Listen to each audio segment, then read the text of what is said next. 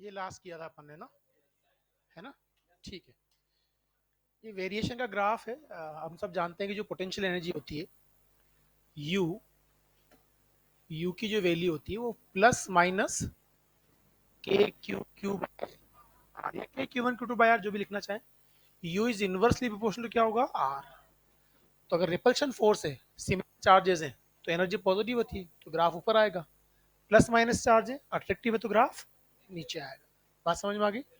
अब यहाँ से एक सिंपल सी बात है कि एक सवाल जिसके बाद का है उसी को डिस्कस यहाँ कर लेते हैं कि मान लीजिए दो चार्जेस हैं, दो चार्जेस के बीच सेपरेशन आप बढ़ा रहे हो, तो पोटेंशियल एनर्जी बढ़ेगी घटेगी? दो चार्जेस के बीच सेपरेशन आप बढ़ा रहे हो तो पोटेंशियल एनर्जी बढ़ेगी घटेगी? हाँ, ये ठीक है कि ये बताइए पहले चार्जेस का नेचर क्या है। आई बात समझ में? तो अपन जो बात करते हैं ना रिपल्शन और अट्रैक्शन की, मैंने आपको बहुत बार ये बात कही है कि फिजिक्स के अंदर नेचर में कोई भी सिस्टम हो, वो हमेशा अपनी एनर्जी को मिनिमाइज करके स्टेबिलिटी लाना चाहता है। कोई आपसे कहे कि यार इस मार्कर को यहाँ से छोड़ रहा हूँ, ये नीचे क्यों चल रहा है, तो आप एक तो कहोगे कि साहब कहीं ना कहीं ग्रेविटेशनल फोर्स ऑफ अट्रैक्शन इसको अपने फोर्स से पुल कर रहा है ना? एक तो अपन ये कह सकते हैं कि अर्थ जो है अपनी तरफ फोर्स ऑफ अट्रैक्शन से इसको पुल कर रही है। एक तो आंसर ये आपका है। दूसरा आंसर ये कि ये अपनी पोटेंशियल एनर्जी को मिनिमाइज करके स्टेबिलिटी लाना चाहती है। नहीं समझ में आई बात? एवरी सिस्टम अगर आप फ्री छोड़ दोगे तो हमेशा किधर चलेगा, ताकि वो अपनी पोटेंशियल एनर्जी को मिनिमाइज कर सके। अब एक सिंपल बात बताइए आप मेरे को, मान लीजिए ये प्लस क्यू वन और plus q two separation r, इनको हम रिलीज कर देते हैं, छोड़ देते हैं। तो जब इनको छोड़ेंगे तो ये away from each other move करना स्टार्ट करेंगे ना। तो ये अवे फ्रॉम ईच अदर क्यों मूव करेंगे कि साहब यू की वैल्यू है k q one q two by r ना, क्या ये पैरामीटर कांस्टेंट है? तो ये कम कब होगी, जब आर बढ़ेगा। तो बेसिकली आर को बढ़ा करके अपनी एनर्जी को मिनिमाइज कर रहे हैं। बात समझ में आ गई? अगर दो नेगेटिव चार्ज होते तो भी ऐसा ही होता ना? अरे बोलो यार, ऐसा ही होता ना।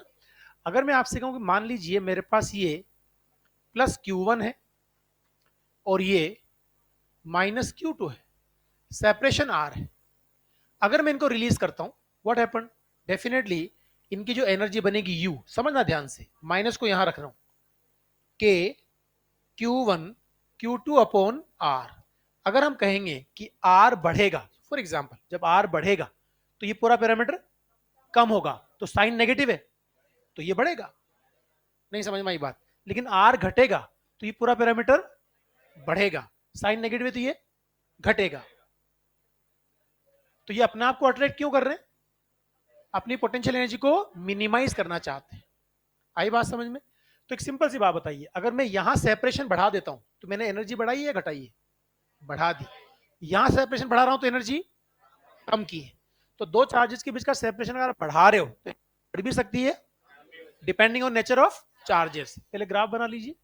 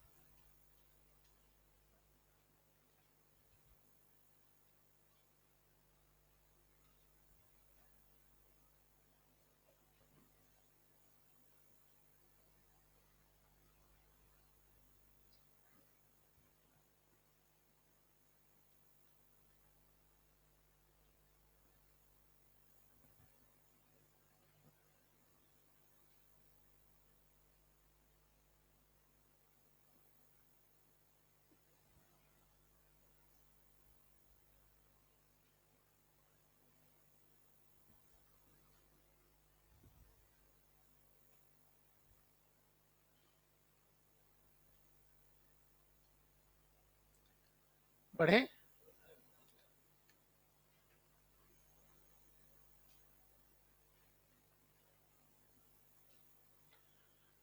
नहीं पढ़े? लिख, नोट डाल के लिखो। When two positive charge pairs और negative charge pairs, two positive charge pairs or negative charge pairs released from the rest, when two positive charge pairs and negative charge pairs release from rest, they start moving away from each other, they start moving away from each other, so that their potential energy decreases, their potential energy decreases and stability increases, and stability increases.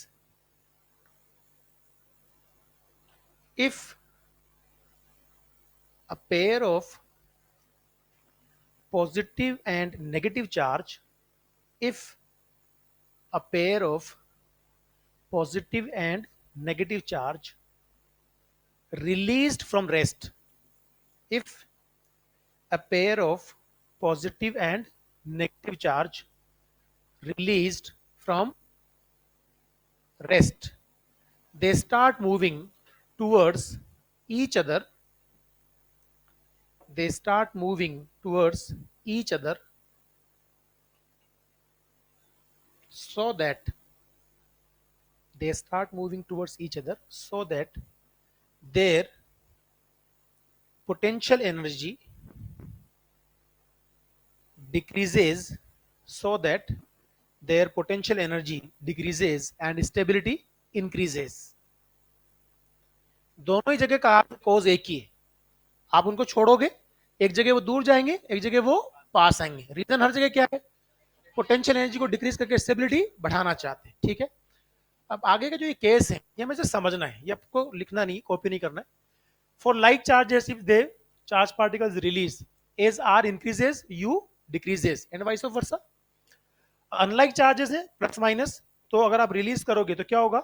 They will decrease their r. क्यों decrease करेंगे? Potential energy कम करेंगे। कहानी clear? तो जो अपन note डाल के लिखा है वही कहानी है, ये भी कॉपी नहीं करना है। If separation between two charges increases, electrostatic potential energy of the system may increase और depending on nature of charges. चलिए, अभी हमारे पास वापस न्यूमेरिकल है।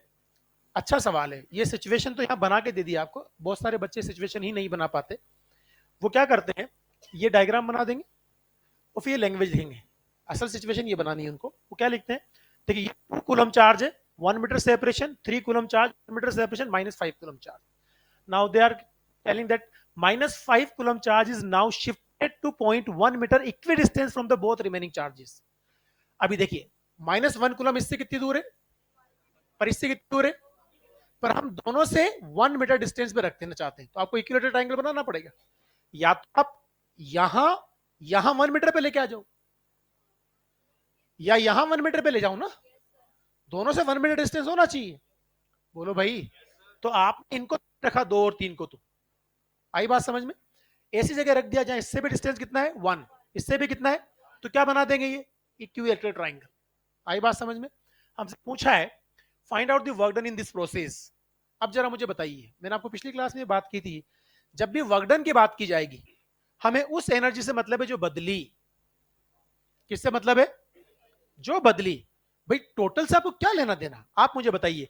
क्या 2 और 3 के बीच का सेपरेशन पहले मीटर था?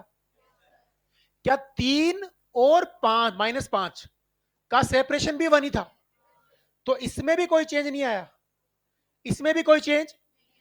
इसका और इसका सेपरेशन पहले कितना था, अब कितना है, तो इसकी उसके साथ एनर्जी बदली है ना। तो जब मैं वर्क डन की बात करूंगा तो क्या करूंगा बताइए, यू फाइनल माइनस जो बदली से वो लिख दें। बोलिए भाई, फाइनल कितनी बताइए, इसकी उसके साथ माइनस के इनटू 10 अपॉन फाइनल में 1 आ जाएगा ना, नहीं समझ में आया, माइनस इनिशियल की वैल्यू बताइए। अच्छा, वैल्यू तो इनिशियल एनर्जी की भी नेगेटिव होगी ना, तो माइनस माइनस क्या हो जाएगा, प्लस ना, कितना बनेगा बताइए, के 10 अपॉन 2 ना, तो ये 1/2 है और ये 1 है, तो माइनस का 1/2 ना, समझ में आई बात, क्या मिलेगा जल्दी बताइए, माइनस के 10/2 ना, दैट बिकम्स माइनस 5 के, नहीं समझ में आई बात, मतलब माइनस ऑफ 45 इंटू 10 की पावर 9 जूल ना, और 4.5 की टर्म में भी लिख सकते हो, सो गलत है ये आंसर, क्यों काट दो, 9/2 आएगा ना, अच्छा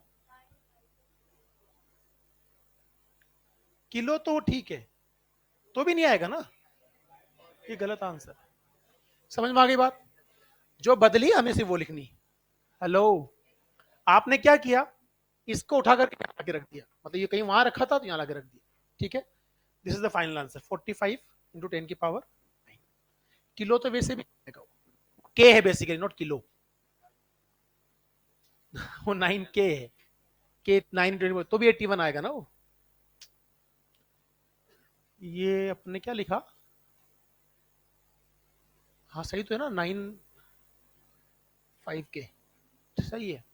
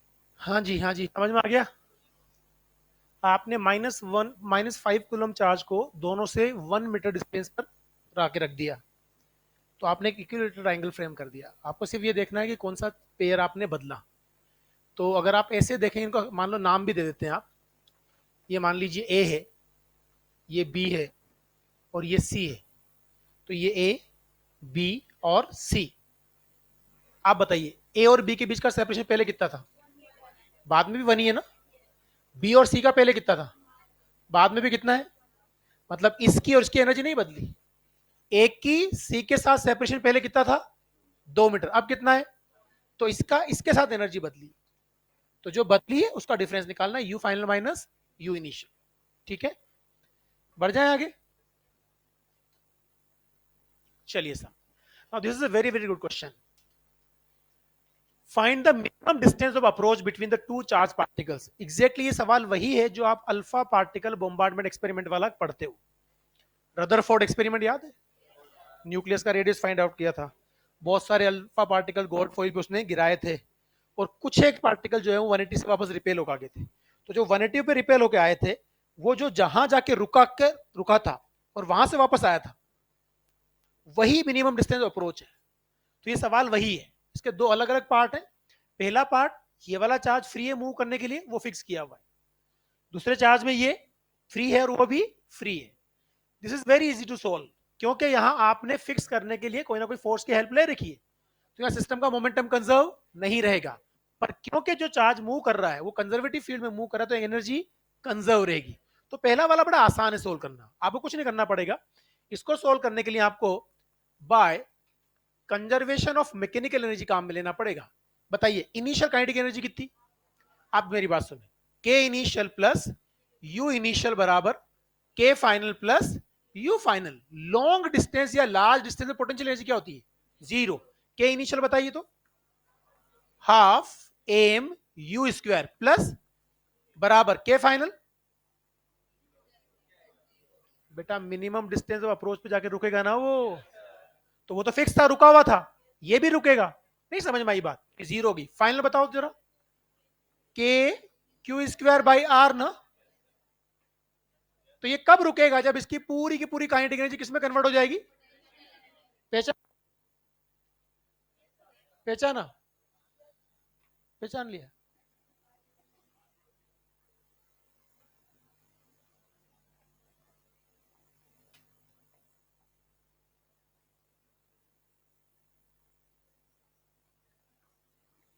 ये वॉल है, इसको वेलोसिटी v दी, मैक्सिमम डिफॉर्मेशन बताओ। Maximum deformation he minimum distance of approach है।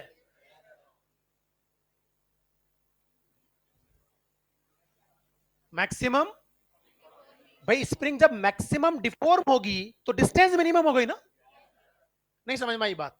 तो यहां ये काइनेटिक एनर्जी किसमें जाती है, आप कहोगे half M we square becomes equal to half k x square ना, तो यहां से हाफ को कैंसिल कर दोगे, एक्स की वैल्यू क्या मिल जाती, v under root of m by के।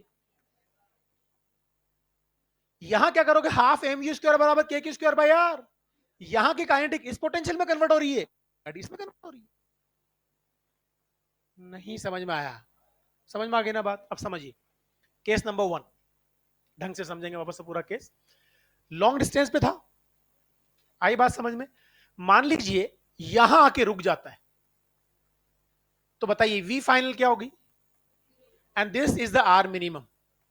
क्या ये आर मिनिमम, कहानी के लिए हम यूज करेंगे by conservation of mechanical energy. जल्दी से कॉपी कर लो मेरे साथ साथ, के इनिशियल प्लस यू इनिशियल बराबर के फाइनल प्लस यू फाइनल। चलिए k initial is half m u square, सिर्फ इसके पास काइनेटिक एनर्जी है, उसके पास क्या है जीरो, बाद में भी क्या रहेगी जीरो, क्योंकि आपने उसको फिक्स किया हुआ है। ठीक है, पोटेंशियल एनर्जी क्या होती है लॉन्ग डिस्टेंस पे, जीरो, इक्वल टू के फाइनल क्या हो गई जीरो, यू फाइनल कितनी, k q square by r. बताइए आर की वैल्यू क्या मिल जाएगी, two times of k q square by m u square ना, आर को इधर लेके आ गए, दो को यहां मल्टीप्लाई कर दिया, एम यू स्क्वायर से डिवाइड कर दिया। अब इसका जो सिमिलर केस है वो हमें समझना पड़ेगा कि अगर मान लीजिए वॉल है,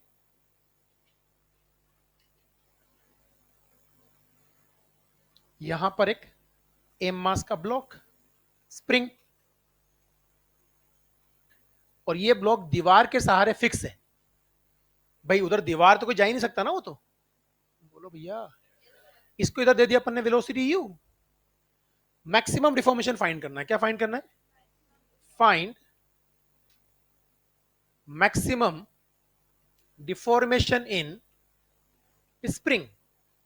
चलिए शाबाश, क्या करेंगे बताइए, हाफ एम यू स्क्वायर बराबर, जल्दी बताओ, half k x square, half से हाफ। अच्छा यहां भी वही कहानी है, यही कहानी है, अरे है कि नहीं भाई, नहीं यही कहानी। हाँ तो बताओ यहां से एक्स की वैल्यू क्या मिल जाएगी, u under root of m by के।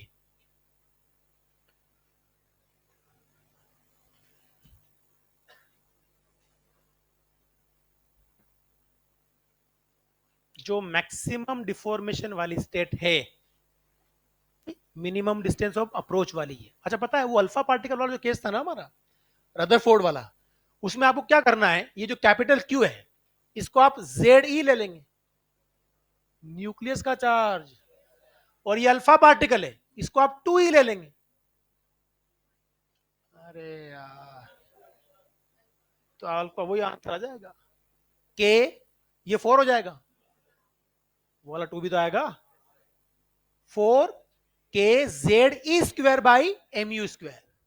वहां पे एक मजेदार चीज और है कि वो के ही देते हैं पहले, कि काइनेटिक एनर्जी के नॉट है, तो ये पूरा ही आप के नॉट लिखते हो।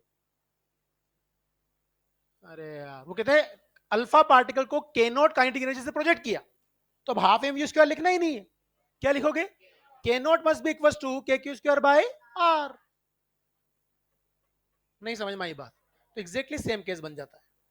हाँ जी। क्यों रहेगा? तुमने 50 बार समझा दिया कि भैया जब भी किसी चीज को फिक्स कर दो, किसी ना किसी दूसरे फोर्स की हेल्प ले रखिए। ये वाला जो केस है फ्री टू मूव, यहां कंजर्व रहेगा। इसमें ओनली एनर्जी कंजर्वेशन लगेगा, इसमें मोमेंटम और रेंज कंजर्वेशन दोनों। ये ज्यादा बेहतर केस बनता है। ये केस अगर तुम्हारे समझ में आ गया, जीवन में पहली बार कोलिजन समझ में आएगी। ये भी कोलिजन है, ये भी collision, and this is the perfect collision. यही कोलिजन होती है। कोलिजन क्या होती है बताइए? आपको पता है कोलिजन क्या होती है?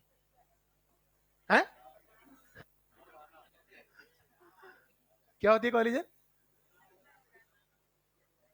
कोई बता सकता है कोलिजन की डेफिनेशन क्या होती है? एक कोई तो बताओ यार, जो भी दिल में आए बताओ कि मेरे को ये पता है।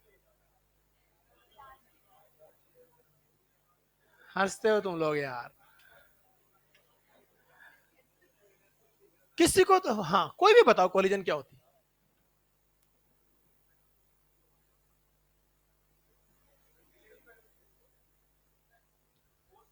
देख हंस रहा है गंजा।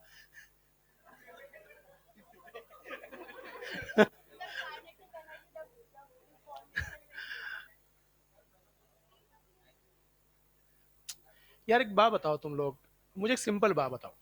न्यूटन लॉज ऑफ मोशन की बात कर लो, काइनेमेटिक्स की बात कर लो, एनर्जीज की बात कर लो, मोमेंटम कंजर्वेशन की बात कर लो, जो फंडामेंटल चीजें हैं एटलीस्ट वो तो मुझे याद होनी चाहिए। वो तो याद करनी पड़ती है भाई। 2 बार 5 बार लिखोगे तो याद होता है यार, वरना ऐसे थोड़ी रीडिंग माने समझ में आता है। समझ में आना अलग बात है, और उसको मेमोराइज करके परमानेंट मेमोरी में जाना दूसरी बात है।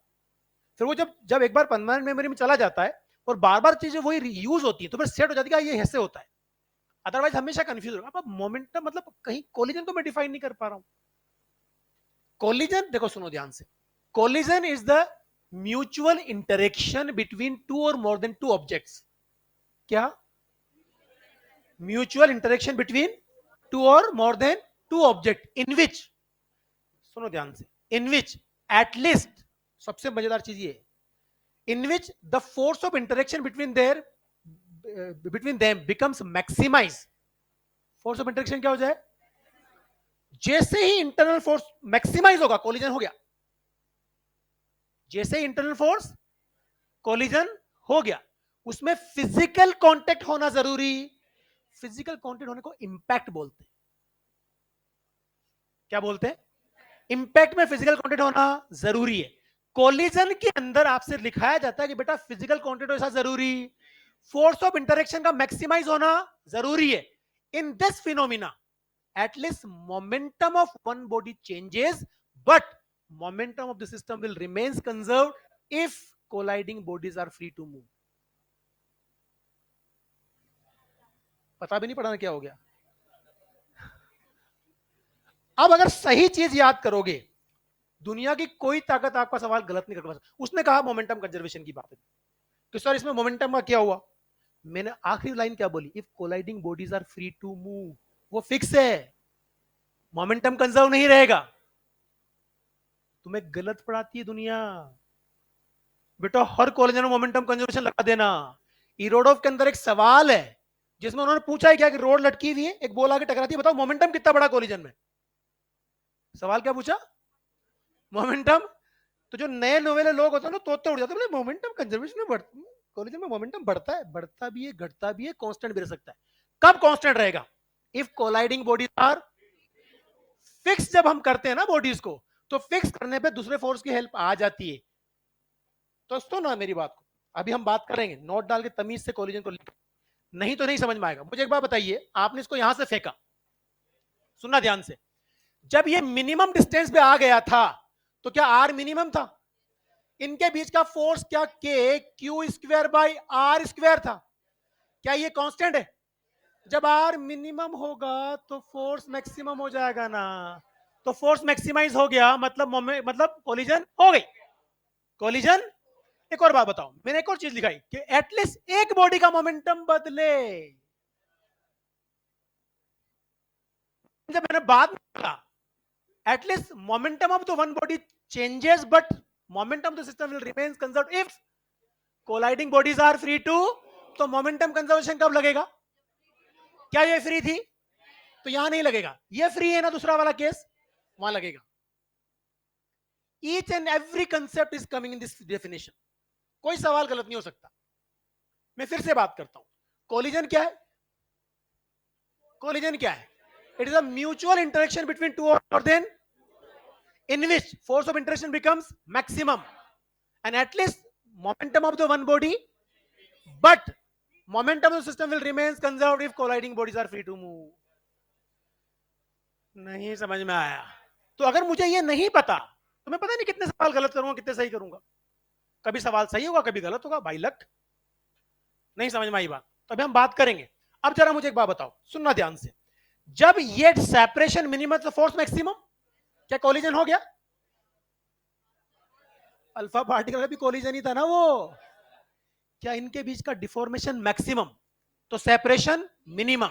When deformation is maximum kx is, इनका फोर्स कौन सा है? kx is, when x maximum kx is, force maximize हो गया, कोलिजन हो गया। क्या ये फिजिकल क्वांटिटी में आए? क्या ये फिजिकल क्वांटिटी में आए? नहीं आए। तो फिजिकल क्वांटिटी होना जरूरी, फोर्स का मैक्सिमाइज होना जरूरी। नहीं समझ में आया? फोर्स का तो होता यह है, सुनिए ध्यान से, कोलिजन इवेंट को दो पार्ट में डिवाइड करते हैं। एक होता है डिफॉर्मेशन प्रोसेस, एक होता है रिफॉर्मेशन। ये स्प्रिंग जा रही थी ना, ये डिफॉर्म हो रहा था ना, बाद में ये रिफॉर्म भी होगा। नहीं समझ में आई बात? अगर ये वॉल नहीं होती तो ये डिफॉर्म होता और बाद में रिफॉर्म भी होता। अब यहां तो क्या होगा, बहुत इंटरेस्टिंग चीज है, ये जाके मैक्सिमम डिफॉर्मेशन में आया, वो रुका रहा, बोलो भाई वापस इधर आएगा। इसी कंडीशन मान में क्या स्पीड वापस यू हो गई, यू हो गया ना भैया, हो गया ना यू। क्या स्प्रिंग नेचुरल लेंथ में आ जाएगी? आ जाएगी ना, उधर जाएगा, रुकेगा, वापस यहां आया, सेम स्पीड हो जाएगी ना वापस। क्या स्प्रिंग नेचुरल लेंथ में आ गई? जब स्प्रिंग नेचुरल लेंथ में आई तब उसकी वेलोसिटी कितनी? जीरो।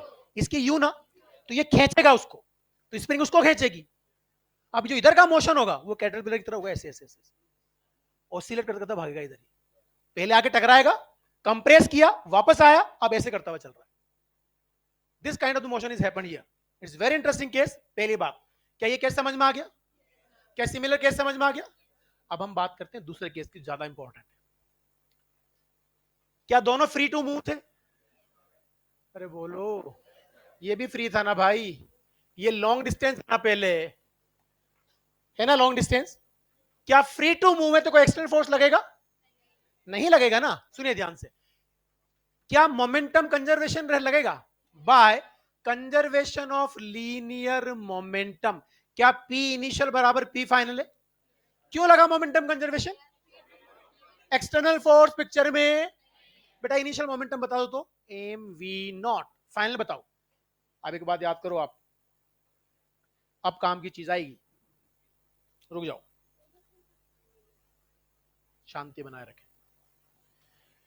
आप ऐसे समझे, एक कार यहां पर है, ठीक है, एक कार यहां पर है, राइट, ये कार ए है, ये कार बी। ध्यान से समझना, इस कार की स्पीड कुछ है, मान लीजिए 20 मीटर पर सेकंड सपोज, तब इसकी जीरो है। जब इनके बीच का सेपरेशन डी है, कुछ था सेपरेशन, मान लीजिए 100 मीटर सेपरेशन है। कितना सेपरेशन है? अब क्या करता है, इसका ड्राइवर इसको देख के इसको एक्सेलरेट करता है। क्या करता है? और ये अपनी स्पीड को कम करना शुरू करता है। बात को सुनना ध्यान से, इसकी पहले कितनी, इसकी जीरो थी, मान लो इसकी 5 हो गई, तब इसकी 15 हो गई, इसकी कम हो रही है, उसकी बढ़ रही है। अभी क्या इसकी ज्यादा है, तो इनके बीच का सेपरेशन बढ़ेगा घटेगा? घटेगा ना। उसकी 8 हो गई, मान लो इसकी 12 हो गई, सेपरेशन बढ़ेगा घटेगा? धन्यवाद। इसकी 10 हो गई, इसकी भी 10 हो गई। अब रुक जाओ, कहानी क्लियर? इसकी 10 होने तक क्या इनके बीच का गैप कम हो रहा था? बोलो भाई। अब ये एक्सेलरेट कर रहा है और ये ब्रेक लगाया जा रहा है, तो उसकी और स्पीड, तो वापस सेपरेशन। तो इनका सेपरेशन मिनिमम कब होगा? दोनों की स्पीड एग्जैक्टली। धन्यवाद। तो अब सुनना, यही कहानी वहां हो रही थी, ध्यान से समझो। जब आपने लार्ज डिस्टेंस से उसको फेंका उसकी तरफ, तो बताइए जब वो एक दूसरे के फील्ड में जाएंगे तो क्या इस पे फोर्स ऑफ रिपल्शन लगेगा? बोलो ना यार। क्या इस पे फोर्स, उतना ही फोर्स इस पे इधर लगेगा? तो क्या ये वाला फोर्स इसकी स्पीड बढ़ाना शुरू करेगा? क्या स्पीड स्पीड घटाना शुरू करेगा? आप सोचिए, इसकी स्पीड क्या हो रही है? कम। इसकी क्या हो रही है? बराबर। तब तक सेपरेशन क्या हुआ? तो क्या जो आर मिनिमम, तब दोनों की स्पीड सेम हो गई? क्या इसका मोमेंटम इधर एम वी है? क्या उसका भी एम वी है? क्या initial momentum M we not था? Final two M V, M से एम रवाना। बताओ वी की वैल्यू क्या मिल गई? वी नॉट बाई टू ना। तो मिनिमम सेपरेशन कब होगा? बताओ ना। जब दोनों का स्पीड, बहुत बहुत धन्यवाद आपका। अब सुनिएगा ध्यान से, सिमिलर केस करके चलेंगे साथ में। एम वी नॉट क्या दिया? चलिए शाबाश, बहुत ध्यान से समझना, ये भी एम है। मैंने इसको वी नोट दिया, वो रेस पे था। पी इनिशियल कितना? M v naught. Spring compress होगी, उस पे फोर्स कितना लगाएगी? इस पे। उसकी स्पीड, इसकी। इनके बीच का सेपरेशन मिनिमम कब होगा? तो जब सेपरेशन मिनिमम हो चुका है, तब मान लीजिए ये चलने लगा वी से और वो भी उसी डायरेक्शन में चलने लगा। नहीं समझ में आई बात? क्या इनके बीच का सेपरेशन मिनिमम तो डिफॉर्मेशन मैक्सिमम है? बोलो भाई। बताइए फाइनल मोमेंटम कितना है? 2 mv ना। दोनों को बराबर कर दें, पी इनिशियल बराबर, बताओ वी की वैल्यू क्या मिलेगी? कहानी क्लियर? अब जरा बताइए, एनर्जी कंजर्वेशन लगाएंगे तो बाय ऑफ मैकेनिकल एनर्जी, ध्यान से समझिए कैसे लगाते हैं। के इनिशियल प्लस यू इनिशियल बराबर के फाइनल प्लस यू फाइनल। शाबाश। के इनिशियल बताओ तो? Half m. टू के फाइनल बताओ? 2 into ½ v naught square by plus half k x square ना। बोलो भाई। 2 से m we naught square by 4, m we naught square by 2, इसको इधर लाके माइनस करो। M we naught square by बराबर हाफ के एक्स स्क्वायर, ये 2 बार रवा ना। बताओ एक्स की वैल्यू क्या मिली?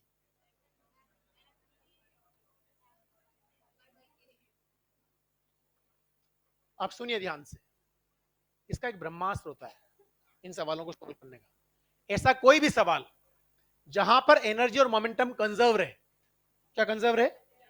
एनर्जी और मोमेंटम कंजर्व रहे और सिस्टम पे कोई एक्सटर्नल फोर्स ना लगे, उन सवालों में जो मैक्सिमम पोटेंशियल एनर्जी आती है वो half mu we relative square के बराबर होती है। इसके बराबर होती है, सुनिए ध्यान से, half mu we relative square. ये वी रिलेटिव है, शुरुआत में इसके रेस्पेक्ट में इसकी कितनी वेलोसिटी थी? We not. और म्यू क्या है? Reduce mass, m1 m2 upon m1 plus. Spring वाले किसी भी केस में इसको बराबर कर दोगे half k x square, half से बताओ एक्स की वैल्यू क्या आएगी? वी रिलेटिव बाहर आ जाएगा, ये हटाऊंगा तब under root of mu by k. अगर दोनों का मास सेम है तो म्यू की वैल्यू m/2 होगी। क्या लिख दोगे? वी रिलेटिव कितना?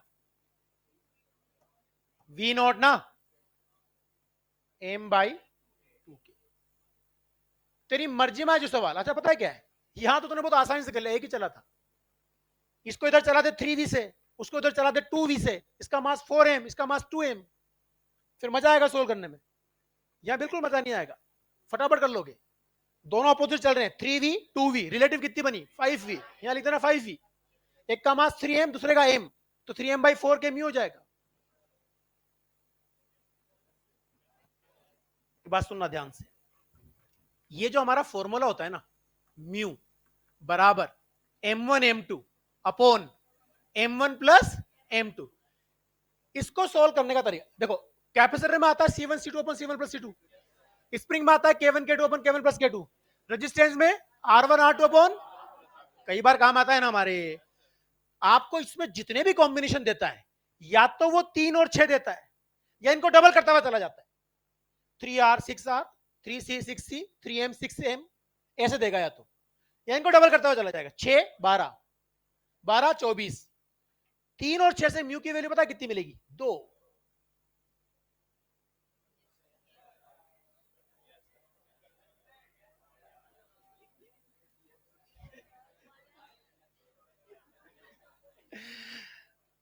तीन इंटू 6, 3 + 6, आंसर कितना? 2। कुछ समझ में आया? अच्छा सुनो, इसको क्या बोलते हैं? क्या बोलते हैं? M into m, m square, unit क्या बनेगी? Kg square. M plus m, unit क्या बनेगी? Kg square by kg. तो इसकी यूनिट क्या? इसलिए बोलूंगा मास। और जो इसकी वैल्यू मिली वो छोटे से भी छोटी मिली, इसलिए बोलूंगा रिड्यूस। नहीं समझ में आया? So it is called as reduce mass. तो जहां भी ये फॉर्मूला आएगा, वहां या तो इस फैक्टर में देता है चीजें, या इससे भी आसान, सुनो ध्यान से, M 2m, M 3m, M 4m ऐसे देता है। तो बहुत आसान है, बड़ी वैल्यू लिखो, नीचे एक नंबर बढ़ा के लिख दो, वही आएगा। जैसे एम 2m, तो बड़ी वैल्यू कितनी है? 2m, नीचे 3 लिख दो। M 3m, 3m by 4, m 4m, 4m by 5। नहीं समझ में आया? नहीं समझ में आई बात? तो तरीका क्या होता है? Larger value upon n plus 1। N क्या है? वो कितने गुना था।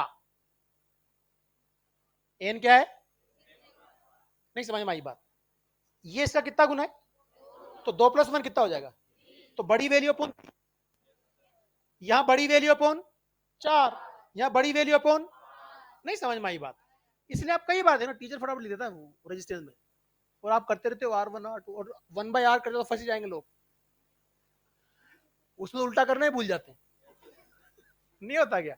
इसलिए पहले तो ये वाला फॉर्मूला यूज करो। मैं आपसे फिर कह रहा हूं, दिमाग में सेट कर लेना, क्या क्या कॉम्बिनेशन देता है, कहीं भी देख लेना, 3 6 सबसे फेवरेट है उसका, आंसर 2 आएगा। 3 और 6 को डबल डबल कर दे तो आंसर भी डबल कर देना। अरे 6 और 12 कर दे तो आंसर 4 आएगा, उसको भी डबल कर दिया 12 और 24 तो आंसर 8 आएगा। This is the difference between an ordinary student and topper student. वो ऑब्जर्व करता है कि यार ऐसा होता है, और ऐसा होता है तो फटाफट आंसर आता है, टिक टिक टिक टिक।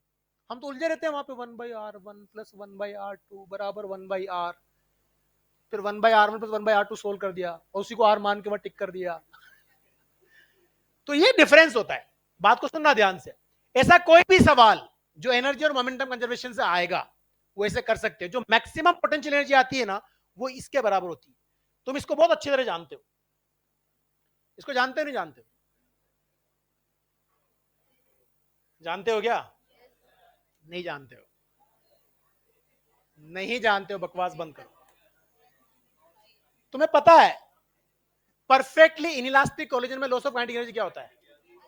Half m1 m2 upon m1 plus m2 u1 minus u2 का half mu v relative square. जानते हो? एक और बात बताओ। Once upon a time there was a chapter known as capacitor, इसके बाद हम आएंगे उस पे। दो शेयरिंग ऑफ चार्जेस होता है वहां पे।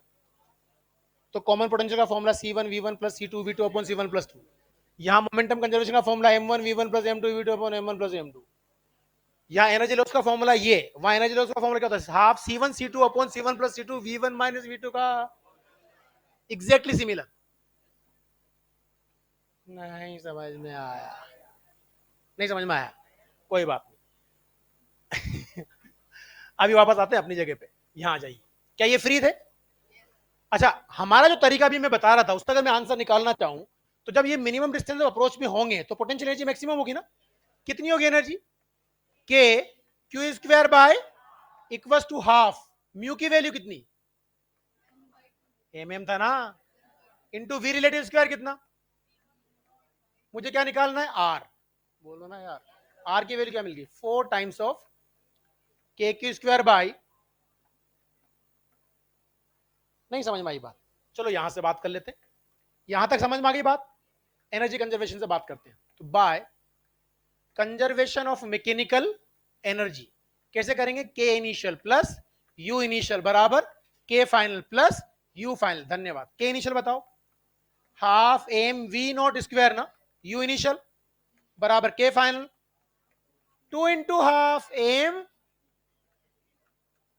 अरे यार v plus you final k q half k q square by r, नहीं समझ में आया, बोलो भाई, क्या 2 से 2 रहा ना, 1/2 1/4 इधर लेके आओ, क्या बचेगा, 1/4 बचेगा ना, एम वी नॉट स्क्वायर बराबर क्या, k q square by r, r बराबर क्या, 4 k q square by m we naught square ना, नहीं समझ में आई बात, समझ गया ना तुम लोग, इरिटेट करता है, समझ गया ना, नहीं समझे वो वी लिखेंगे लोग, मुझे पता है वी लिखेंगे, मिट जाना यार,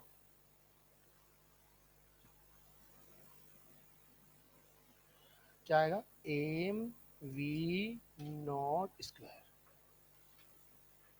नहीं समझ में आया, तो ये तरीका आप कब लगाओगे, half mu we relative square बराबर maximum change in potential energy, ये डेल्टा जीरो नहीं है, डेल्टा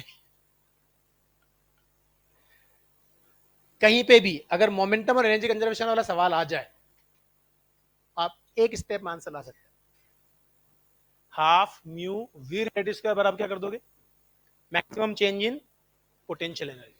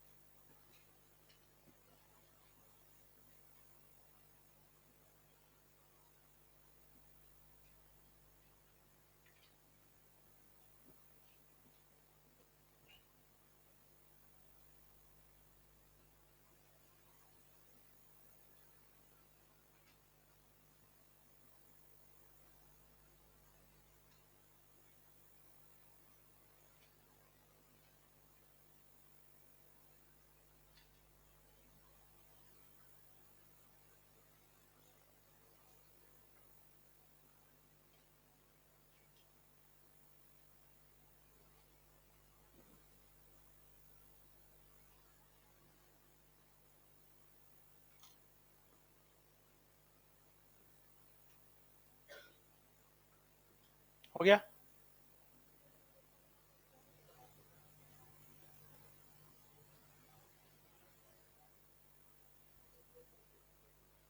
जिधर उसका पहले मोमेंटम था उधर ही नेट मोमेंटम चाहिए ना उसको, तभी तो कंजर्व रहेगा, है? जीरो करना होता है, कंजर्व का क्या मतलब, अच्छा एक और बात बताऊं मैं आपको, there is huge difference between the conserve and constant, जैसे zero interaction and no interaction, उसने मैंने कहा था ना रेफरेंस को जीरो इंटरेक्शन नहीं नो इंटरेक्शन लिया जाता है, ऐसे ही कांस्टेंट होना और कंजर्व होने में फर्क है, कंजर्व का मतलब ये रहा इनिशियल और फाइनल वैल्यू बराबर है, बीच में कुछ भी हमें उससे क्या मतलब, जैसे मान लीजिए इनिशियल मोमेंटम एमवी था, तो फाइनल टोटल मोमेंटम भी एमवी के बराबर मिलना चाहिए, बीच में बढ़ गया होगा हमें कोई मतलब नहीं है, कांस्टेंट का मतलब कभी बदला ही नहीं था, तो every constant quantity is conserve,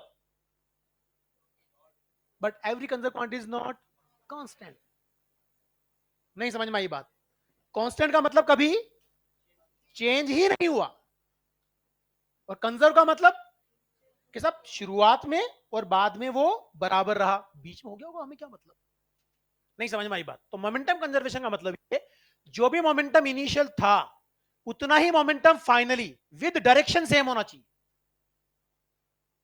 नहीं समझ में आई बात, इनिशियल मोमेंटम कितना था एम वी नॉट किधर राइट वर्ड, फाइनल मोमेंटम कितना है m v plus m v ना, क्या वो राइट वर्ड ही है, तो उन दोनों का सम उसके बराबर था, नहीं समझ में आई बात? This is what law of conservation of linear momentum. अब मेरी बात सुन लो, इसके बाद वाला जो केस वापर नहीं करना, इसको समझो ध्यान से। ये फॉर्मूला याद रख लेना, ये बहुत काम का, तुम्हारे मैकेनिक्स में बहुत हेल्प करेगा। हाँ है बेटा। अरे लड़की रिलेटिव मतलब सारी मैकेनिक्स यही पढ़ ली क्या तू, मेरे से बता बता। रिलेटिव तो डिपेंड करता है ना कि उनकी वेलोसिटीज किधर थी। शांति बनाए रख। यहां देखो, ठीक है, एम टू एम, इसको इधर दिया इनिशियली वी नॉट, इसको इधर दिया थ्री वी नॉट। अब बताओ, अभी अपन एक्स मैक्सिमम निकाला था, याद है कुछ? क्या आया था? V relative under root of mu by k आया था ना। बताओ वी रिलेटिव कितना? फोर वी नॉट, क्योंकि अपोजिट है ना। बोलो ना। म्यू कितना? Two m by three k is the answer. अरे एक स्टेप में आ गया ना। मान लो ऐसे करते हैं, ये है ब्लॉक, टू एम, या इसको अपन थ्री एम करते हैं। इधर चलाया आपने इसको फोर वी से, ये स्प्रिंग है, ये है मेरे पास एम, इधर चलाया मैंने वी से। एक्स मैक्सिमम बताओ क्या करोगे? बताओ वी रिलेटिव कितना? थ्री वी ना, सेम डायरेक्शन में, तो under root of three m by four k, this is answer. नहीं समझ में आया? तो ये जबरदस्त है, जहां भी ऐसे सवाल आएंगे फटाफट करोगे। ठीक है।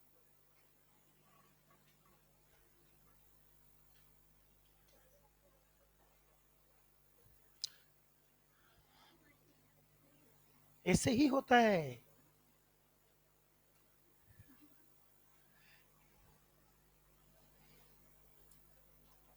तो कंफ्यूज हो रही है मोमेंटम कंजर्वेशन और रिलेटिव वेलोसिटी के बीच में।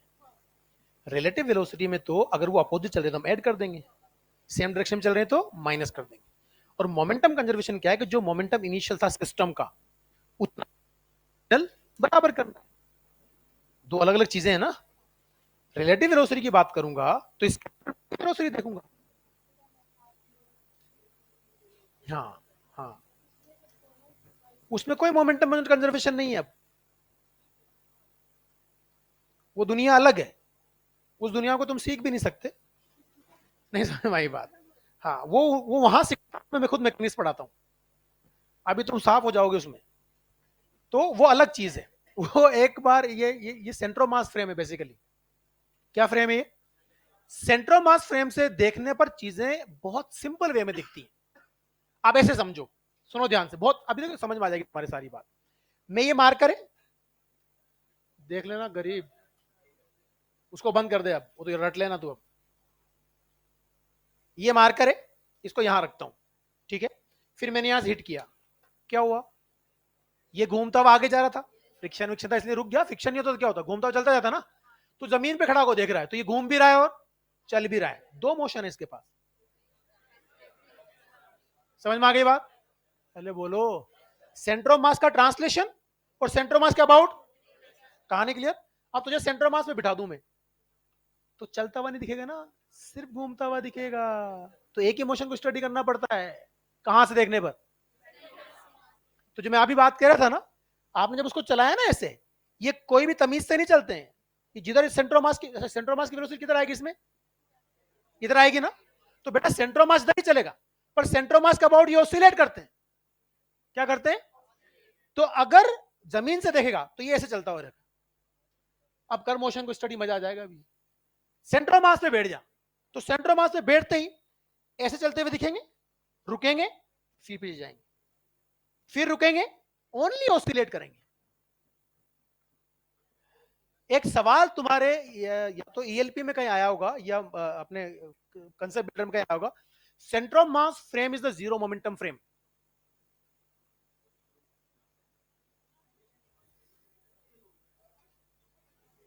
ये मैकेनिक्स का जबरदस्त कंसेप्ट है, ये लिखा जाता है, centre of mass frame is, मतलब सेंटर ऑफ मास पे बैठ के देखने पर सिस्टम का मोमेंटम जीरो ही दिखता है। मर्जी उसकी। एक बात बता, तू सेंटर ऑफ मास पे बैठी हुई है, कहां बैठी हुई है? तो जो भी सेंटर ऑफ मास की वेलोसिटी होगी वही तेरी वेलोसिटी है, तो तुझे तो रेस्ट पे दिखेगा ना वो, तो मोमेंटम जीरो दिखेगा। नहीं समझ में आया? नहीं नहीं नहीं नहीं नहीं, नहीं आया। तुम्हारे पिताजी के भी नहीं आया।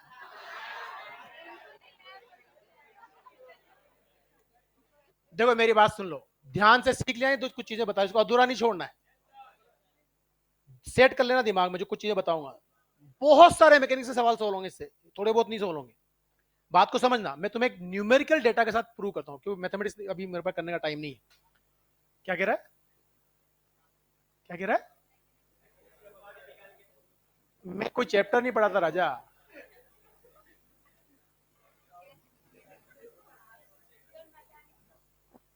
फिर से पढ़ा दूंगा तो मेरे बाद वाले फिर बोलेगा सर आप भी दोबारा पढ़ा दो।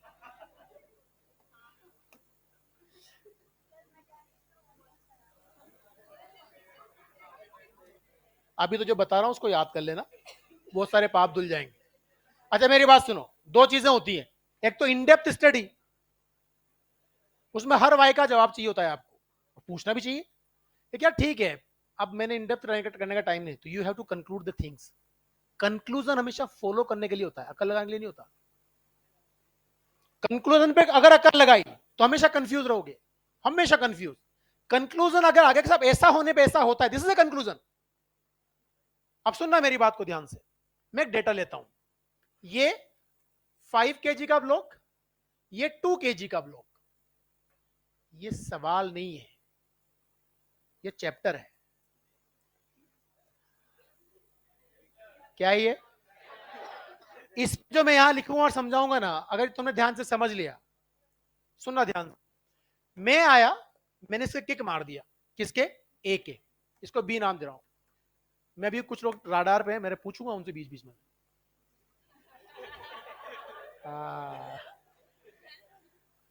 वो है ना इसे इंस्टॉलमेंट में, अरे यार इन्होंने तो कहा था इलेक्ट्रो स्टडीज पढ़ाएंगे अभी तो। तुम आज हंसते हो तो हंस लो मुझ पर, ये आजमाइश ना बार बार होगी। मुझे पता है, मुझे खबर है, आखिर मेरी ही फिजा खुशगवार है। हाँ वाह वाह कर सकता, ताली मत हो जानी। इसको तूने किक मारा जिससे 14 मीटर पर सेकंड की वेलोसिटी गेन कर दी। कितनी गेन कर दी? क्या आपको सेंट्रोमास की वेलोसिटी का फॉर्मूला आता है? m1v1 प्लस m2v2 अपॉन, बहुत बढ़िया शाबाश। m1v1 कितना? 5 इंटू अपॉन एम, ये तो जीरो हो जाएगा ना, वो तो रुका हुआ है। ये कितना?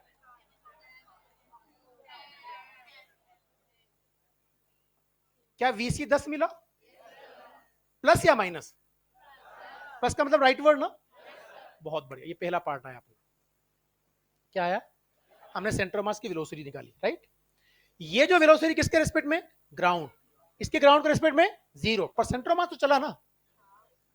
अब आपको मैंने सेंटर मास पे बिठा दिया और आपसे पूछ रहा हूं कि बताइए ए की वेलोसिटी क्या है with respect to centre mass. तो आप लिखेंगे velocity of A with respect to C, मतलब V A minus V C ना।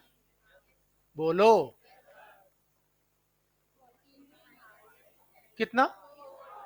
प्लस या minus? Momentum of A with respect to C is mass of A into V A C ना। कितना मिलेगा?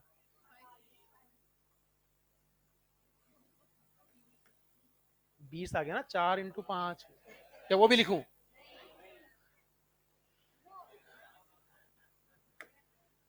बोलो ना गरीबों।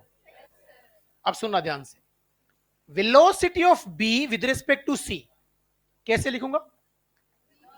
वी बी माइनस, धन्यवाद, वी बी कितना? वी सी कितना? कितना मिला? 10 metre. Momentum of B with respect to C is the mass of B.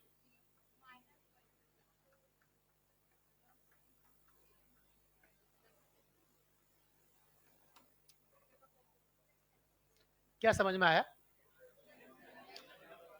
सुनो सुनो सुनो, शांति शांति शांति। आपने सिर्फ एक को वेलोसिटी दी है, दूसरा तो रेस पे था। पर जब आपने सेंटर ऑफ मास से देखा तो दोनों का मोमेंटम इक्वल एंड अपोजिट है। नहीं, पक्का? अच्छा, मेरे समझ में आती है ना, मैं मारूंगा तो ये ब्लॉक उसको कंप्रेस करेगा, वो उसको धक्का देगा, तो ये आगे भी चलेंगे। हेलो, और सेंट्रो मास भी ट्रेवल कर रहा है, तो जमीन से देखो तो ऐसे दिखेगा। अब तेरे को सेंट्रो मास में लाके बिठा दिया मैंने। एक बात बता, किस पे लगने वाला फोर्स बड़ा होगा, ए पे या बी पे, स्प्रिंग का? सबसे पहले किसने बोला था ए पे? हाँ बताइए, कैसे बड़ा होगा ए पे? तो तुम इतने सारे पेनों से कैसे लिखते हो? अच्छा, इसके भी है क्या? लिख लो बेटा, खूब मजे कर लो तुम, है ना। मैं बहुत मजा, मैं बोलता हूँ अक्सर, अभी मेरे पास आने लगे मैसेज बच्चों को जो मेडिकल कॉलेज में, अरे सर वहां तो लिखने नहीं देते। मैंने कहा हाँ, यहाँ तो ऑर्डर देते, रुक जाओ, अभी कॉपी नहीं किया, अभी 1 मिनट रुको। और वहां बोलता रहता है प्रोफेसर, 6 दिन बाद पता लगता है कौन सी रिकॉर्डिंग, मेडिकल कॉलेज में रिकॉर्डिंग। और लेवल देखो आप। मेडिकल कॉलेज में भी रिकॉर्डिंग चाहिए, वहां वो बोलता है रहता है, 8 दिन बाद पता लगता है कि वो जो बोल रहा है वही लिखना है। 2-4 दिन तो ऐसे निकल जाते हैं, अब लिखाएगा अब लिखाएगा फिर कोई ना कोई सीनियर से पूछ लेते हो कि वो तो नोट्स ही नहीं लिखाते या निकल लेते कि जो बोल रहा है वो लिख लिया करो, अब वही लिखना है। अच्छा, मजेदार चीज और पता है क्या होती है? तेरी मर्जी में जिस बड़ी से बड़ी किताब के रट के लाइन से लाइन छाप के आ जा, वो काट देता है पूरा। वो नंबर तभी देगा जब उसके नोट्स में से तू लिखा है। ऐसे ही होता है। और ये पता है तुम्हें कब समझ में आता है? जब तुम पीजी करने की तैयारी करते हो ना एमबीबीएस के बाद, तब ट्यूबलाइट जलती कि सारा सारा उसी के नोट्स में से आया था यार। 25 साल 30 साल 32 साल 35 साल के एक्सपीरियंस लोग पढ़ा रहे होते हैं वहां। उनको पता है कि 650 किताबें मैंने पढ़ ली, उसका कंक्लूजन ये है, इसलिए भाव खाते हैं। तो 3 इडियट का वायरस देखा, ऐसे हर डिपार्टमेंट में होते हैं वहां। सो 6 दिन बाद पता लगेगा कि यार वो जो बोल रहा है वही लिखना है। अब क्या है, क्लास में बैठे हो, बोर्ड की तरफ नजर है, हाथ नीचे, कॉपी का पता नहीं कहां पड़ी, और बस रगड़ते रहो। After 5 years writing is permanent set. कोई डॉक्टर की राइटिंग पैदाइशी बुरी नहीं होती, 5 साल की प्रैक्टिस बुरी करवा देती। अब सुनना ध्यान से, अब सुनना मेरी बात को ध्यान से। बेड स्प्रिंग तो फोर्स लगा रही है ना दोनों पे, तो अब जब स्प्रिंग कंप्रेस होगी तो दोनों पे केक्स लगेगा ना, ऐसे। जब स्प्रिंग कंप्रेस, इस पे किधर फोर्स लगेगा? लेफ्ट राइट बोलो, इस पे किधर लगेगा? धन्यवाद। इसका मोमेंटम किधर आया? लेफ्ट। माइनस का मतलब लेफ्ट, इसका मोमेंटम किधर आया? राइट। क्या जिधर मोमेंटम इनके हैं उनके अपोजिट फोर्स लग रहा है? क्या दोनों के मोमेंटम सेंटर मास के अबाउट इक्वल एंड अपोजिट है? क्या फोर्स भी इक्वल एंड अपोजिट लग रहा है? तो ये इक्वल टाइम में रेस्ट पाएंगे। जब सेंटर मास से देखोगे तो सिर्फ यूं चलेगा, रुक गया, फिर पीछे जाएगा, इलोंगेट हो गया, फिर रुक गया, फिर सिर्फ ये मोशन नजर आएगा। कहानी क्लियर? अब सुनना मेरी बात, अब बहुत जबरदस्त चीज निकल के आएगी। यहां तक कहानी क्लियर हो गई? अब सुनिए, वो सिस्टम, ज्यादा बोले इनिशियल, क्या बोल रहा हूं? इनिशियल, शाबाश। क्या सिर्फ इसके पास है? बोलो ना यार। K E of system is half, m का मतलब 5, और ये 14 का स्क्वायर बराबर,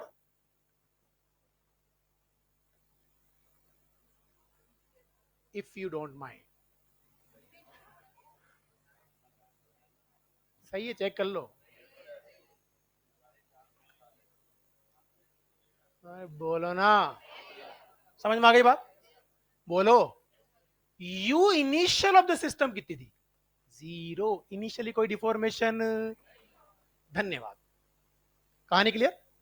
अब एक काम करना, अब मैं आपसे पूछ रहा हूं, what is the kinetic energy of COM? मुझे सेंटर ऑफ मास की चाहिए। सेंटर ऑफ मास क्या होता है? जब पूरा का पूरा मास कंसेंट्रेट मानूंगा, तो सेंटर ऑफ मास का मास कितना है? सेंटर ऑफ मास का मास m1 प्लस m2। क्या यार, What is the center of mass? It is the point at which whole mass of the system supposed to be concentrated for dealing or translating motion. So what is the mass of the system? 7. And that is the mass of the center of mass also, na? So this becomes equals to half into 7 into 10 का square. 350. If you don't mind again. बोलो ना गरीबों, नहीं समझ में आया? धन्यवाद. Now आप मुझे बताइए, अभी मैं कोई बात नहीं कर रहा हूं, अभी सब सारी दुनिया शुरुआत की चल रही है. शुरुआत में कोई potential energy, centre of mass के पास इतनी काइनेटिक एनर्जी है, टोटल कितनी है? तो ये जो बची हुई कुछ है 140, ये कहीं और है, ये सेंटर ऑफ मास के रेस्पेक्ट में है. किसके रेस्पेक्ट में? यही वो half mu we relative square है. सुनना ध्यान से, kinetic energy of system with respect to COM, सुनिए ध्यान से, is equal to P of A with respect to C का square by 2ma plus P of B with respect to C का square by 2mb. ये तो पता है ना तुमको, P स्क्वायर बाय 2m नहीं पता काइनेटिक एनर्जी? हाँ, बदतमीजी नहीं चलेगी. क्या ये दोनों बराबर है? बराबर और कितने? 20.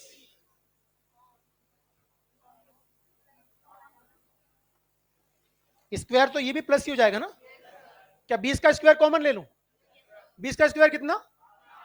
धन्यवाद. 1/2ma कितना? प्लस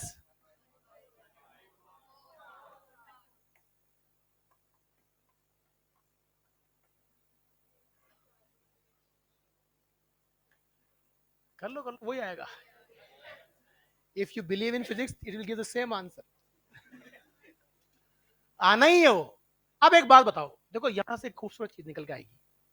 हम खूब पढ़ते हैं कि अगर सिस्टम पर एक्सटर्नल फोर्स ना लगे, देख ले चंगू इधर, अगर मतलब यार इतनी बढ़िया चीज बता रहा हूं, पता नहीं क्या है. अगर सिस्टम पर एक्सटर्नल फोर्स ना लगे तो सेंटर ऑफ मास की वेलोसिटी चेंज, और जिसकी वेलोसिटी चेंज नहीं हुई उसकी काइनेटिक एनर्जी में चेंज नहीं. समझ में आई बात? बताओ सेंटर ऑफ मास की काइनेटिक एनर्जी कितनी थी? ये इस जन्म में तो नहीं बदलने वाली. क्यों? कोई एक्सटर्नल फोर्स. तो स्प्रिंग में जो पोटेंशियल एनर्जी आई वो कहां से आई? ये 140 ही पोटेंशियल एनर्जी आ सकती है. अब एक काम करते हैं, मैं डेरिवेशन नहीं करवा रहा हूं, सुनो ध्यान से. Half mu we relative square solve करता हूं, है ना? हाफ, जरा म्यू की वैल्यू बताओ तो. m1 m2 कितना? m1 plus m2. We relative कितना? 14 का स्क्वायर करो और सोल्व करो.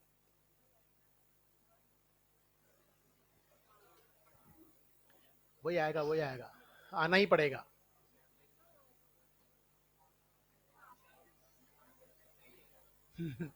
कुछ तो वास्तव में सोल्व कर रहे हैं. अब 10/7, हाँ आ तो जाएगा. यही आएगा, इसको आना ही पड़ेगा. समझ में आ गई बात? अब सुनो मेरी बात को ध्यान से, बहुत काम की चीज है ये. इसको हम कंक्लूड करेंगे और दिमाग में सेट कर लेंगे. आई बात समझ में? आप देखिएगा कि जितने भी centre of mass, momentum conservation, energy conservation का मुश्किल सवाल है जहां फंसते हो, उन सब के आंसर सोल्व करने का तरीका इस बोर्ड पे लिखा हुआ है. ये अगर भेजे में बैठ गया एक बार ढंग से, फिर आप कहीं नहीं अटक सकते. पॉसिबल ही नहीं है. मैं फिर से बात करता हूं, जब हमने कोई भी सिस्टम लिया, ये जरूरी नहीं है स्प्रिंग ब्लॉक सिस्टम हो, कोई भी ऐसा सिस्टम जिसमें सिस्टम पे कोई एक्सटर्नल फोर्स ना लगे. एक्सटर्नल फोर्स ना लगेगा तो सेंटर ऑफ मास की वेलोसिटी में कोई चेंज, सेंटर ऑफ मास की काइनेटिक एनर्जी चेंज. समझ में आ गई बात? बोलो ना यार. कहानी क्लियर ना? ऐसी सिचुएशन में जो पोटेंशियल एनर्जी निकल के आएगी वो कहां से आएगी? कि साहब अगर एनर्जी कंजर्व है, सिर्फ कंजर्वेटिव फोर्स पिक्चर में, तो टोटल एनर्जी में तो कोई चेंज नहीं आना चाहिए. और आप कह रहे हो सेंटर मास की वेलोसिटी में कोई चेंज, सेंटर मास का एनर्जी कोई चेंज. तो एक ब्रह्मास्त्र निकल के आया. किसी भी सिस्टम की एनर्जी लिखने के दो तरीके होते हैं. Kinetic energy of the system is always equal to kinetic energy of centre of mass plus kinetic energy with respect to centre of mass. Kinetic energy of centre of mass plus kinetic energy is equal to kinetic energy of system. नहीं समझ में आया? अभी 2 दिन पहले एक बच्चे ने मुझसे बहुत बड़ा सवाल पूछा था. बहुत बड़ा सवाल था. उसको मैंने हाथ वाथ मेरी शीट में, मैं ऐसा ही करता हूँ, कोई सवाल मुझे अच्छा दिखे ना, दिमाग में सेट करता हूँ, घर जाता हूँ, टाइप करता हूँ और क्वेश्चन बैंक में शामिल कर लेता हूँ. बहुत बढ़िया सवाल था, उसी कंसेप्ट पे बेस्ड था. वो बच्चा फंस रहा था बेचारा, उसको नहीं समझ में आ रही थी बात. इसी पे था एग्जैक्टली जो तुझे, अच्छा मेरे पास है भी, मैं बता, उसको तुम कॉपी करो, पहले जल्दी कॉपी करो. और मैं भी पूछूंगा एक एक से, स्पेशल 3-4 लोगों से तो पक्का पूछूंगा. मुझे पता है मुझे किससे पूछना है.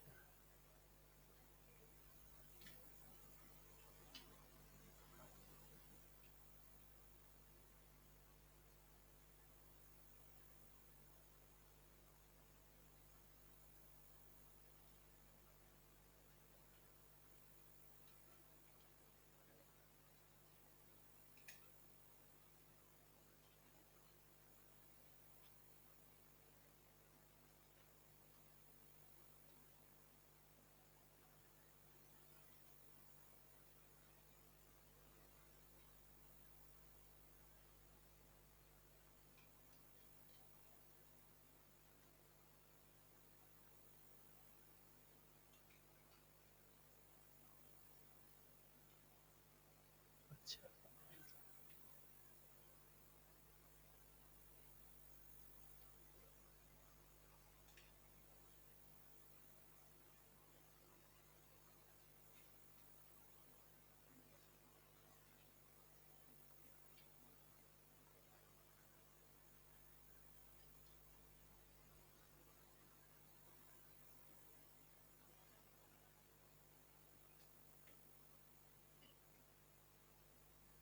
हाँ जी हाँ जी हाँ जी हाँ, सब्र रखो, सवाल गायब हो जाएगा. सवाल सुनना, शांति रखो सब लोग. एक ही बार बोलूंगा बहुत तमीज से, समझा दूंगा एक ही बार में, फिर तुम्हें आंसर बताना है. Velocity of centre of mass of two bodies is v. Centre of mass की वेलोसिटी कितनी है? v. And the sum of masses of the two bodies is m. दोनों बॉडीज के मास का सम क्या है? m. मतलब m1 plus m2 is equal to m. और सेंटर ऑफ मास की वेलोसिटी कितनी है? v. कहानी क्लियर? ठीक है. हाँ. Kinetic energy of the system is, option दिए, will be equal to half M we square. पहला ऑप्शन क्या है? Will be equal to half M we square. दूसरा option, will be always less than half M we square. तीसरा option, will be greater than और equal to half M we square. चौथा option, will be always greater than half M we square.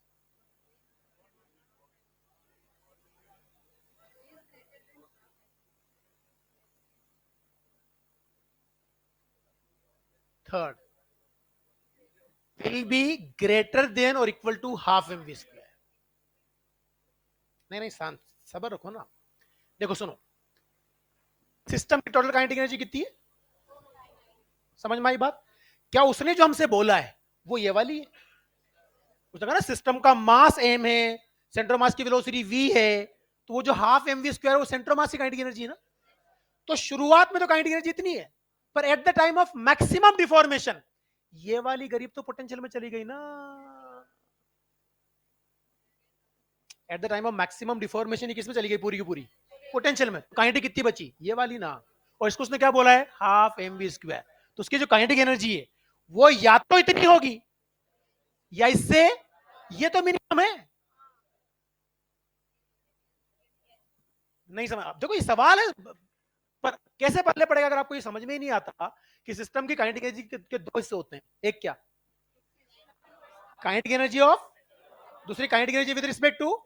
बेटा आपने कई बार पढ़ा है, कई बार मतलब कई बार. मेरी बात सुनना ध्यान से. अगर मैं आपसे कहूं कि इस रोड को मैं यहां हिट करता हूं, ऐसे ये घूमती हुई जा रही है, तो इसके सेंटर ऑफ मास के पास हाफ एम वी स्क्वायर है और सेंटर ऑफ मास का about half I omega square है.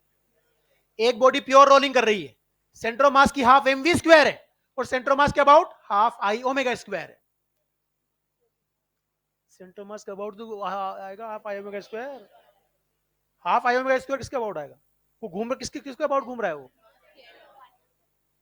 तो जो आप लिखते हैं ना half M we square 1 + k² / r² 1/टाइम, रोलिंग वाली एनर्जी लिखते हैं ना, half M we square 1 + k² या half M we square plus half I omega square ना, वो बेसिक सेंटर ऑफ मास की प्लस सेंटर ऑफ मास के रेस्पेक्ट में, हर जगह वही चलती चीज।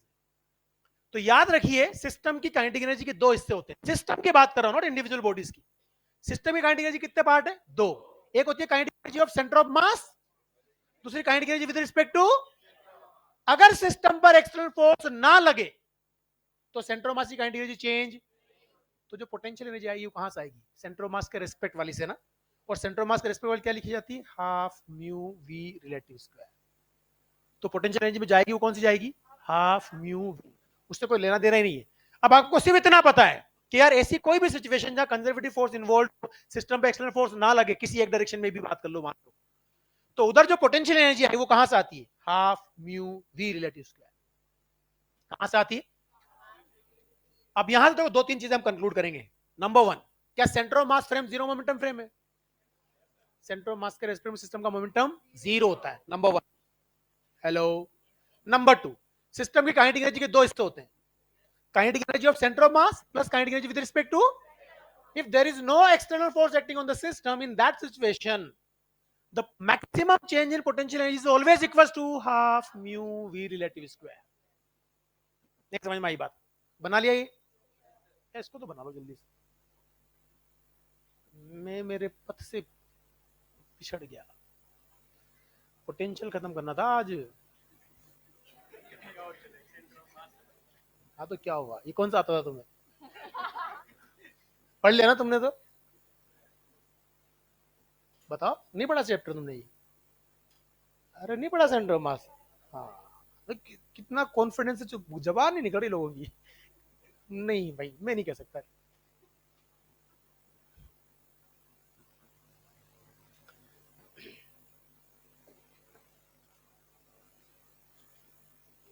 सिस्टम की काइनेटिक एनर्जी कितने पार्ट में डिवाइड होती है?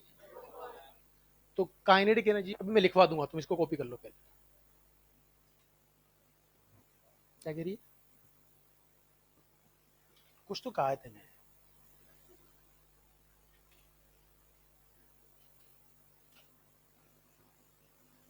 बढ़े ये जब मैं मैकेनिक्स वगैरह जहाँ जिस भी मैकेनिक्स पढ़ाता हूँ वहाँ मेरी पूरा एक लेक्चर लगता है 1.5 घंटे का इसको पढ़ाने में, एक पूरा लेक्चर लेता हूँ मैं, वो मेरा एडिशनल लेक्चर रहता है।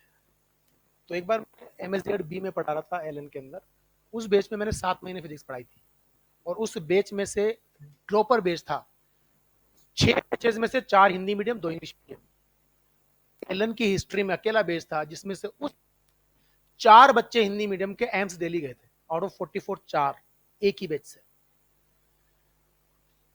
पूरी फिजिक्स मैंने सिर्फ 2 या 3 चैप्टर नहीं पढ़ाया था उनको, बाकी सारी फिजिक्स पढ़ाई बहुत बढ़िया तरीके से, और वो पहले डिसाइड कर लिया था मैंने इनको मैं ही पढ़ाऊंगा लास्ट तक। मतलब ऐसे थे ना उस बैच में हिम्मत नहीं होती थी पूछने की फिजिक्स पढ़ाने, इतने तैयार हो गए थे बच्चे। तो उसमें मैं पढ़ा रहा था, सुबह में एक बैच में सब मेरा क्लियर होता है, जब मैं इसको स्टार्ट करता हूँ तो मैं अपना आपको डिस्टर्बेंस, कोई सोए खोए कुछ भी कर, मैं बीच में बात ही नहीं करता ध्यान का, जो डाइवर्ट हो। अच्छा मेरा ये भी क्लियर है कि 70% समझ में आएगा ही, पर 70% समझ में फिर वो खेलते हैं।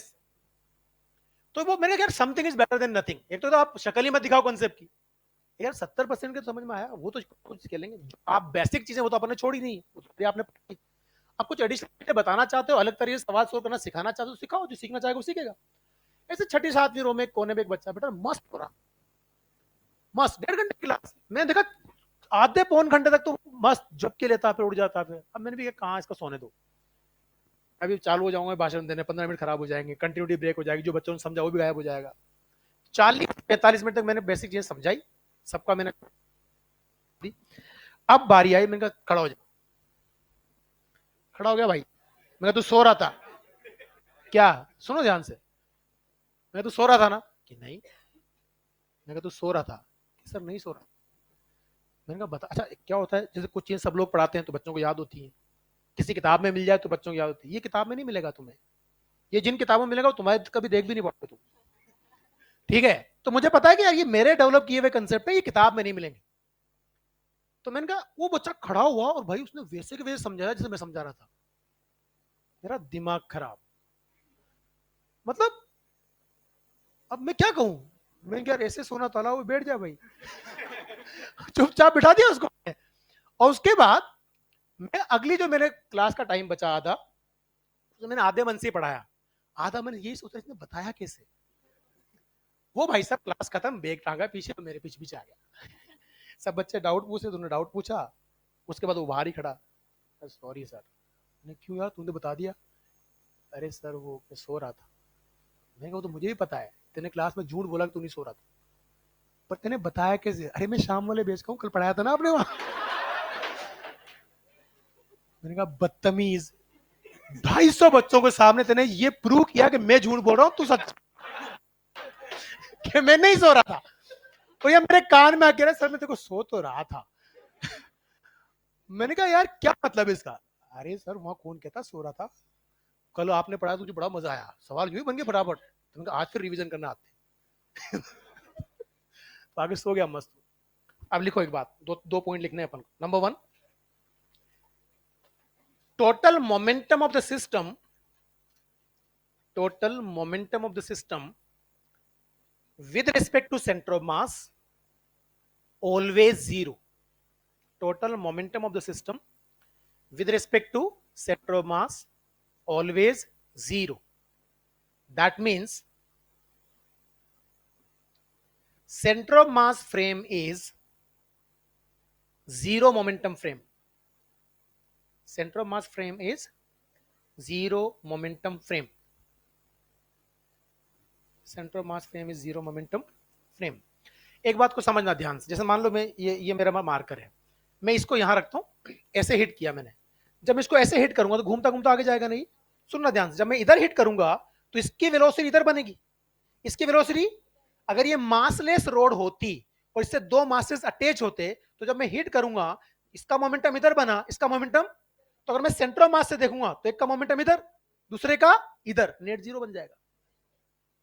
तो वो कोई सा भी केस हो, चाहे रोड घूमती भी जाए, स्प्रिंग ब्लॉक सिस्टम हो, बाइनरी स्टार सिस्टम हो, सेंटर ऑफ मास के रिस्पेक्ट में सिस्टम का मोमेंटम क्या मिलता है। इसलिए सेंटर ऑफ मास फ्रेम को क्या बोलते हैं? वो जीरो मोमेंटम फ्रेम होने की वजह से ही सवाल उसमें बैठ के देखने में आसानी से होते हैं। समझ में आ गई बात? आगे लिखो, total kinetic energy of the system, total kinetic energy of the system is always equal to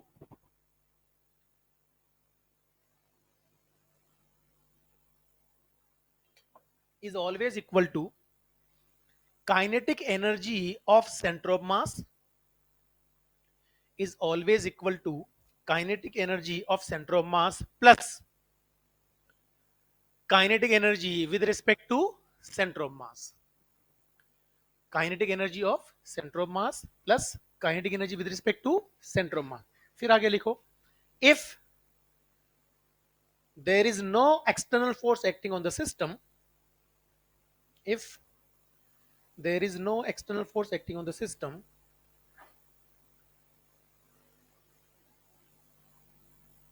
velocity and kinetic energy, velocity and kinetic energy of center of mass will not change. Velocity and kinetic energy of center of mass will not change, and the total change in potential energy,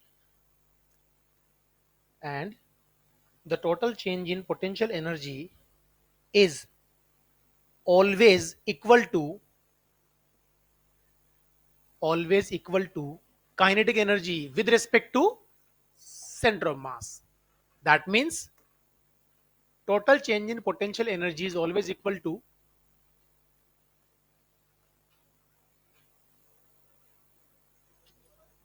कहां तक लिखा, potential, क्या है, maximum change in potential energy is always equal to kinetic energy with respect to centre of mass. जो potential energy का total change आएगा किसके बराबर आएगा? तो delta U becomes equal to half mu we relative square. समझ में आ गई बात? म्यू की वैल्यू क्या होती है? m1 m2 upon m1 plus m2। अब एक बात, अगर स्प्रिंग ब्लॉक सिस्टम होगा तो इसको किसके बराबर कर दोगे? हाफ के एक्स स्क्वायर के बराबर। इलेक्ट्रोस्टैटिक्स में किसके बराबर किया? के क्यू स्क्वायर बाई आर। अब सुनना ध्यान से, बात को सुनना ध्यान से। एक सवाल अपन दूसरा मैकेनिक्स का ऐड करते हैं, जो मोमेंटम एनर्जी कंजर्वेशन का है। इससे एक स्टेप में आंसर कैसा आएगा हम प्रूव भी करेंगे। सुनिए, फिर हम उल्टा भी प्रूव करेंगे। जैसे मान लीजिए मेरे पास ये ट्रायंगुलर वेज है, क्या है ये? इसका मास कैपिटल एम है और इसकी हाइट जो है ये एच है। यहां एक स्मॉल एम मास का ब्लॉक यू स्पीड से चल के आता है। हेलो, ये ए है और ये बी है। जब ये ब्लॉक, ये both the blocks are free to move. Hello, ये सरफेस क्या है? स्मूथ। समझना ध्यान से। आपसे पूछा जाएगा कि अगर मान लीजिए ये जो है इसके रेस्पेक्ट में यहां आके रेस्ट करता है, तो या तो एच की वैल्यू पूछेगा या यू की वैल्यू पूछेगा। बात को समझना ध्यान से। किसके रेस्पेक्ट में? वेज के रेस्पेक्ट में बी पे रेस पे आ जाएगा। वेज के रेस्पेक्ट में रेस पे इसका मतलब वेज और ब्लॉक दोनों एक ही स्पीड चल रहे होंगे ना। तब ऊपर चढ़ रहा है, जब ऊपर चढ़ रहा है तो उसको पुश करेगा तो ये चलना शुरू करेगा, उसकी स्पीड घटना शुरू होगी। जब वो यहां इसके रेस्पेक्ट में रेस पाएगा तब दोनों के दोनों एक ही वेलोसिटी चल रहे होंगे ना। क्या सिस्टम पर हॉरिजॉन्टल डायरेक्शन में कोई फोर्स है? बोलो यार। क्या जो भी फोर्स पिक्चर में वो कंजर्वेटिव है? तो आप क्या कहोगे कि साहब पोटेंशियल पहले भी धरती पे और बाद में भी धरती पे। बोलो भाई। तो इसके पास जो पोटेंशियल एनर्जी आई मैक्सिमम वो कितनी आई? mgh ना। आप क्या करोगे? एम जी एच बराबर half m capital M upon m plus इसके रेस्पेक्ट में इसकी वेलोसिटी। अगर एच पूछेगा तो स्मॉल एम को रवाना कर देना। हम एच की बात भी कर ले एच की बात। तो एम से एम को रवाना करो, शाबाश। एच की वैल्यू बताना, बड़ी मजेदार चीज आएगी। M u square upon 2g small m plus. अब सुनिएगा ध्यान से, प्रूव करो कि ये सच है। कि साहब सच तो दिख रहा है। कैसे दिख रहा है? हमें एक बात पता है, किसी बॉल को अगर मैं ऊपर फेंकूं यू से तो कितनी हाइट पे जाके रुकती है? You square by 2g। नहीं समझ में आई बात? अगर वेज फिक्स होता कितनी हाइट पे जाके रुकती? You square by 2g। अरे बोलो भाई। अगर बेटा जी ये मान लीजिए ट्रक होता और ये गरीब टेनिस बॉल होती तो क्या ट्रक चल पाता बॉल की वजह से? तो आप क्या करते? स्मॉल एम को नेग्लेक्ट कर देते विद रिस्पेक्ट टू दिस, तब ये रवाना हो जाता, यू स्क्वायर बाई 2g आ जाता। नहीं समझ आया? तो आप कोई सा, अच्छा इसको पूरा सवाल सोल्व करो, मजा आता है।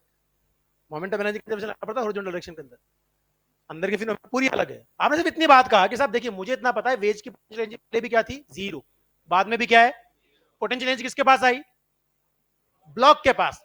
तो जो चेंज आया पोटेंशियल एनर्जी एमजीएच वो किसके बराबर होगा? Half mu we relative square. सीधा आंसर। नहीं समझ में आया? स्मॉल एम को निगलेक्ट किया है, कैपिटल एम तो रवाना किया ऊपर नीचे से। कैपिटल एम को थोड़ा निगलेक्ट किया है। स्मॉल एम को नेगलेक्ट करने के बाद एम रवाना हो गया ना। अब ये लिखना पड़ेगा ना, इफ भी तो लगाना पड़ेगा। इफ कैपिटल एम इज अति large with respect to small m, तभी तो ऐसा होगा।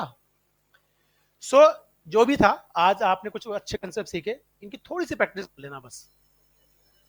थोड़ी सी प्रैक्टिस आपके बहुत हेल्प कर देगी। बहुत मतलब बहुत।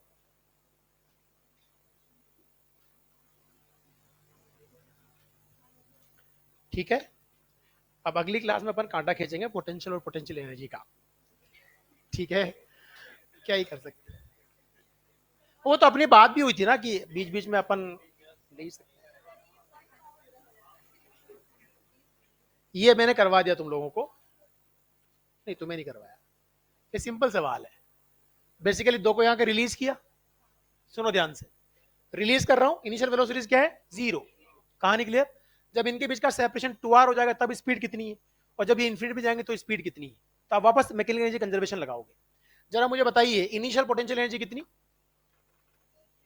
पहला पार्ट बताओ। इनिशियल पोटेंशियल कितनी? K q square bye kinetic कितनी? 2r सेपरेशन में पोटेंशियल एनर्जी कितनी? के क्यू स्क्वायर बाय, शाबाश, और इसकी स्पीड इधर, उसकी स्पीड बराबर क्यों?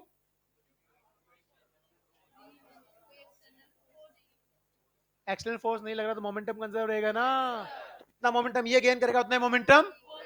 तो जब सेपरेशन 2r हो तो स्पीड आ गई ना इनके पास। एक के पास कितनी आई काइनेटिक एनर्जी?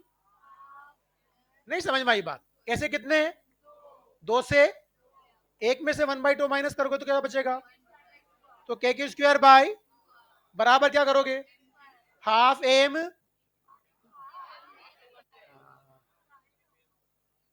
अपन को वी निकालना है ना, वी की वैल्यू क्या मिल गई बताओ? Under root of k q square by 2m r। अच्छा, जब ये इन्फिनिटी पे जाएंगे वाली को भी जीरो कर देना, तो ये बराबर ये हो जाएगी, तो आंसर ये आ जाएगा। इसको तो कर ही लो कम से कम को। ठीक है, थैंक यू सो मच, बहुत बहुत धन्यवाद, आपने पढ़ा समझा, एटलीस्ट कोशिश की।